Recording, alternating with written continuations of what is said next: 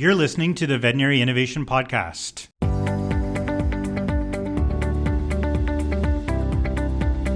You're listening to the Veterinary Innovation Podcast. My name is Shawn Wilkie, and along with my awesome co-host, Ivan, we interview innovators in the space every week. Ivan, why don't you go ahead and introduce today's guest? Hi, I'm Ivan Zach. I'm happy to introduce you to Dr. Rory Lubold. The topic of today's conversation is subscription medicine. And Rory is the founder of Paion Veterinary Group and the Vet's Kitchen. He holds a degree of DVM from Western University of Health Sciences, and he is a veterinarian with World Vets. On the personal side of things, he has 4 dogs and 2 cats. And in heavy publicized case, he helped a puppy found with a metal rod in its head make a full recovery. Jesus, what happened there? How does the rod get in a puppy's head? That's a fun story, but not for the puppy, but it ended up well. So that was really good. Wow. Can we jump into that for a minute, Rory? Can you tell us a little Sure, bit? yeah. So I was working at a hospital in Pennsylvania, and we had a gentleman who had a 12-week-old puppy that came in with. He was a trucker and had just driven across the country, and he had picked up a hitchhiker on the way, and he had a puppy that traveled with him, and somewhere along the way, she basically rammed this metal, it's one of those like fingernail cuticle things, had rammed it into the puppy's head, and he brought the dog into us for care. That is so dark. That's definitely the darkest thing that we've ever talked about on the podcast. It's a part of obedience training in Pennsylvania. That's what they do. So. Apparently, yeah, it was really it was quite a bad thing because it went sort of right through both of his eyes, or eye sockets at least. And at the time, we thought through the eyes, through his brain, and then out the other side, which was really a crummy position for it. But it actually ended up being, he ended up surrendering the dog, and we had a nonprofit foundation that paid for everything. And we ended up doing CT scans and 3D modeling to sort of figure out what it was and kind of pooled our resources. And the foundation paid for everything, which was great. But we were able to sort of collaborate with our surgeons and our neurologists who were unfortunately out of town, which left all that care to me and one of the other ER docs that was there. And so we ended up taking him to surgery and just backing it out, taking that metal rod and just backing it out. And it was big it was a lot of fanfare, and we were ready for like the worst case scenario. And, he was going to do poorly in anesthesia, or we were going to cause more damage trying to take it out. But actually nothing happened. It was really anticlimactic. We backed it out, and it sort of, we started to slide it slowly, and then it just kind of pulled out really, really quickly, which we all kind of stopped and looked at each other waiting for something bad to happen, and it didn't. And he made a full recovery. We still follow him on Facebook. He's doing great. He's got tons of followers. He's a really, really great dog. That's awesome. And a little bit of a cheerful start to the podcast. Thanks for that story.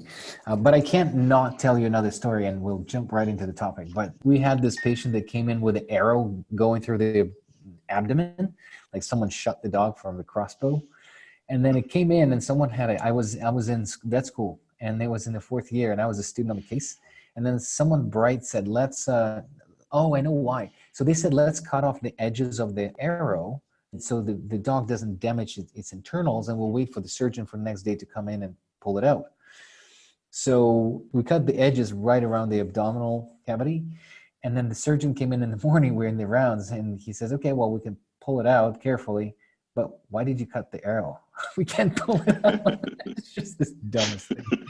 Anyway, let's jump in. So I met you through the university veterinary specialist in Pittsburgh, and it was awesome. And then you left that, you were medical director there, and then you started this Paion Veterinary Group. It was very interesting to see you at the Veterinary Innovation Summit when we chatted about it, because this is one of the really hot topics. You created an organization with a subscription. So basically, it's a veterinary service where you subscribe to it, and then you get certain services. So tell us what inspired you, and what did you learn so far?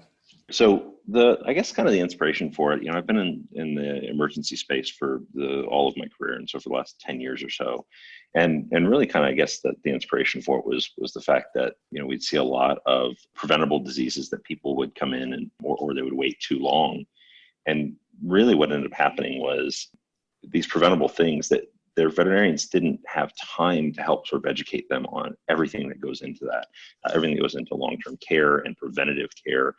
In that 12 or 15 minutes, whatever the actual average doctor time on an appointment is, it's just not long enough to talk about all the little things that you need. And so the more I thought about it, I just kind of looked at it and said, how do we do a better job and have more hands-on and educate our clients a little bit better and take a more proactive role in healthcare rather than just reactive sick pet care, which is important, but it's also not something that needs to be our focus, is just sick pet care. And so I sort of figured that there's a couple pieces to that. One is we have to have relationship-based medicine, which I think is probably a better characterization. It's more relationship-based than subscription or membership or wellness plans or any of that. It's about building relationships with your clients so that they trust you as much or more than they would normally, but they are not afraid or there's no barrier to them asking questions if they just have a question that, probably doesn't need to come in for a full exam, but they actually have a relationship with you. But you also have to figure out how to do that and compensate veterinarians appropriately, because right now, as it is, they're already feeling overworked. And so that's kind of where it was born out of, was how do we give veterinarians fulfillment, patients better care that's proactive, and really make sure that the client buys into that care and doesn't just feel like we're trying to sell stuff. Super interesting. I have 100 questions. So, the one is that, how does that work? Because is it you have like packages, or is it individually and custom to the pet owner, to their condition that they have, to the age, breed? How do you come up with a model? And then a little follow on, like, how do you price that and make money? That was like 3 questions. Oh, that was kind of no, that's great. Yeah. So I don't think it's something that we've perfected yet, and I think it's something that we're working through. And I guess from a high level, the way that I see that sort of perfect membership model is as a complement to appropriate insurance. And I kind of approach it from that angle and say, if you have a really good insurance plan and you have a really good membership plan that covers the preventative stuff and the insurance covers all of the sick pet care, what wouldn't the insurance side cover? And how can we provide all of that as part of the membership? And that's kind of how I looked at services. So basically all the well pet services, a few exams per year, which is actually really key. We can talk about that, about a few exams per year. And then all the preventative care. So if you're in a flea and tick area, that should be included. If you're in, a heartworm area or there's any risk of it, that should be included. And all your immunization should be included. And so building those packages backwards and saying, what wouldn't insurance cover if they had it? That's kind of how we approached it. And then we said, look, you need at least 2 or 3 exams per year in the basic package. And that's the idea there, is just that you can't have relationships-based medicine if you don't have a relationship because you see them once a year. So that's kind of how the base model was built. And honestly, we've gone through probably a half dozen iterations of our plans. We started with an all-inclusive, like they pay nothing, but it was crazy expensive. Like they pay nothing beyond their base membership. But in order to do that, it was really, really expensive. And then we sort of came up with some more wellness plans for healthy pets that just said, look, we're going to figure out what our actual costs are and find out what that value is to a client. And that we ended up sort of settling in at $45 to $50 as kind of a monthly membership for a well pet. That includes their exams, includes their flea, tick, and heartworm vaccines, and then the basic, either a feline leukemia FIV test or a heartworm test every year. And so that's like $50 a month. And what we found is that we can actually set that up with a doctor at a few hundred, somewhere between 300 and 400 clients, and still give them a salary that is competitive and even above what they would make in a traditional clinic, with a better quality of life because they're not working 10 hours a day, 4 days a week on a rigid schedule. Yeah, Rory, one of the things that comes up for me just listening to you say it, so one of the businesses that I've run in the past is a services company, an IT services company. And so early on, we discovered that if you had relationship-based relationships, the quality of the interaction and the quality of the clients was much better, because it wasn't, you weren't coming in to save a disaster that you had nothing to do with. You were on the team and you were the trusted provider that could take care of the issue. And so it sounds like you've been able to kind of home in, develop relationships so that average time with the pet annually increases, the relationship with the pet owner increases, and it seems like you're starting to slowly perfect the business model with that to turn it into something that's even potentially more profitable than the traditional way of practicing veterinary medicine. Yeah, and I think that's really been kind of our focus, is let's figure out what do the clients actually need? What are they going to use? And we found that some of the services we tried to offer, people just wouldn't use because they didn't see the value in it. So I think building the model based on the services or building the price based on the services didn't work for some things. But we've settled in on sort of 3 different pricing plans based on life stage and health level that include more of that preventative stuff. And they really, again, it comes back to those relationships. And I don't think we've got it perfect yet. I think we'll probably continue to tweak years down the road. But realistically, I think coming up with a way to say, look, your touch points are not optional. You've got your exams, which are not optional. We don't really let those go by. We get those scheduled for sure. We're constantly in contact through lots of other telemedicine tools too, which I think is a tool that we use, but it's not who we are. So I think the relationship is really key.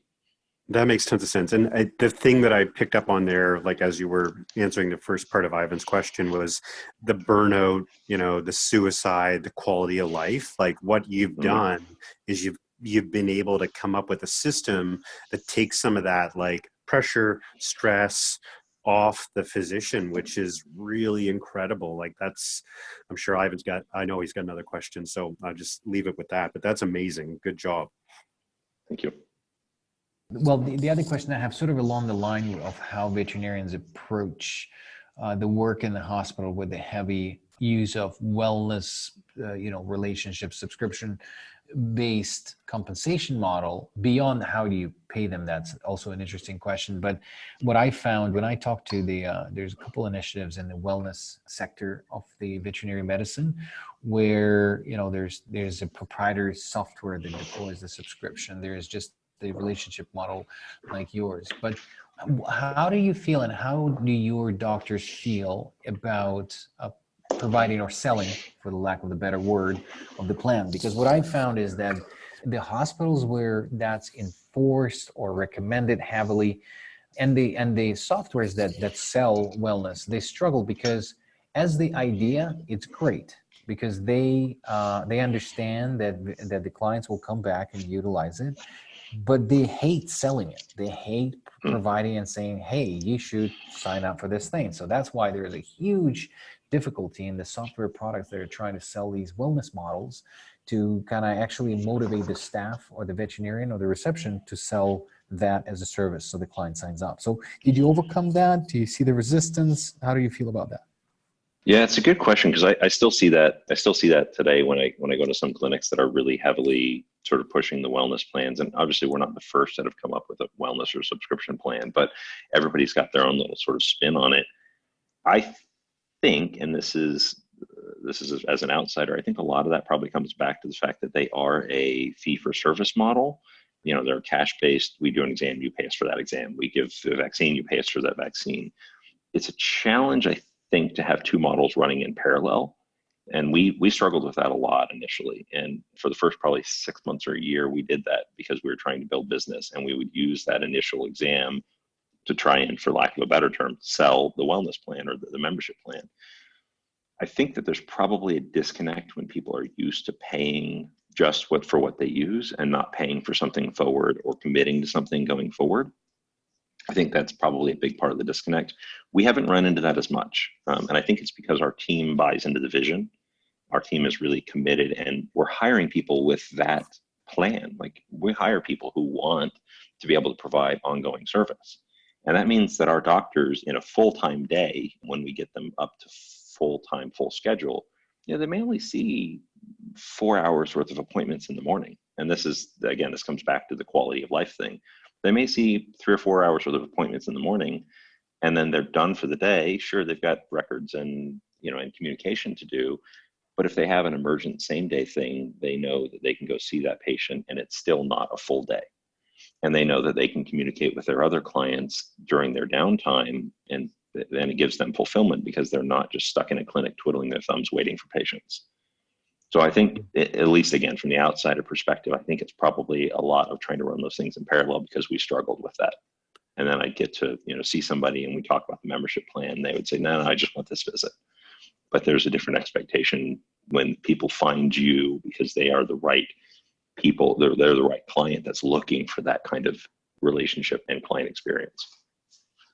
It's really interesting, Rory. So one of the things that came up for me as I was hearing you talk and Ivan's question is this whole idea of a sales professional inside a veterinary clinic. And it is a profession. There's strategies to do it really well and to not do it well. And do you think that there is an opportunity to take advantage of somebody that had that specific skill set to both inform and educate and consult with clients to really ramp up the ability to sell these wellness plans in a very strategic way? Or do you think it has to be done as a team?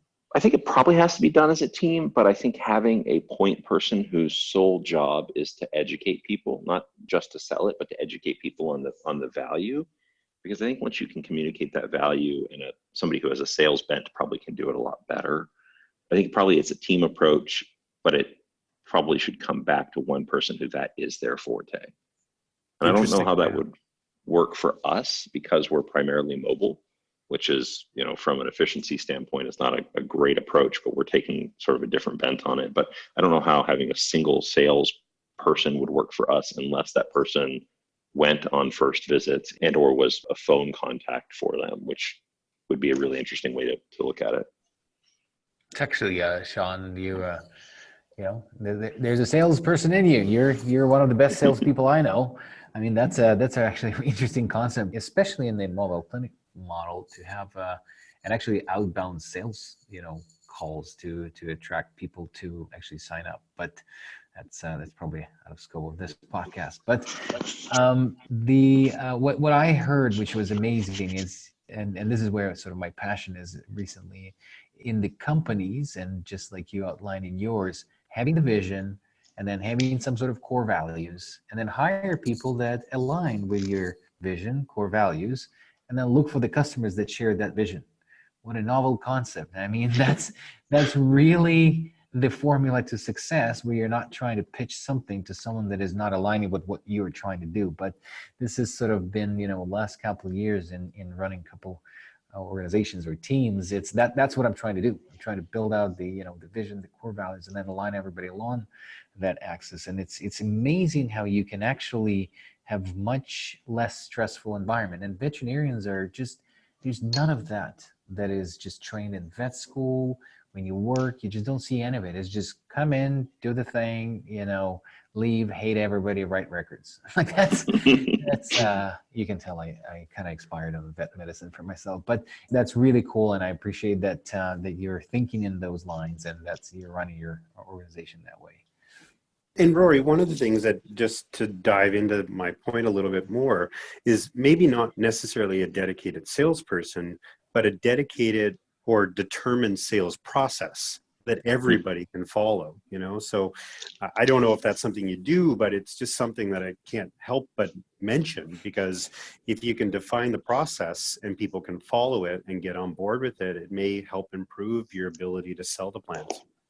I think it's a really, really good idea. And it is something that sales is not by any means my forte. I'm not that guy. And so it is something that as we work through sales and marketing and PR, which is a huge part of building something like this, that people don't, it's like the iPhone in 2005, people didn't know they wanted it. They didn't know they needed it.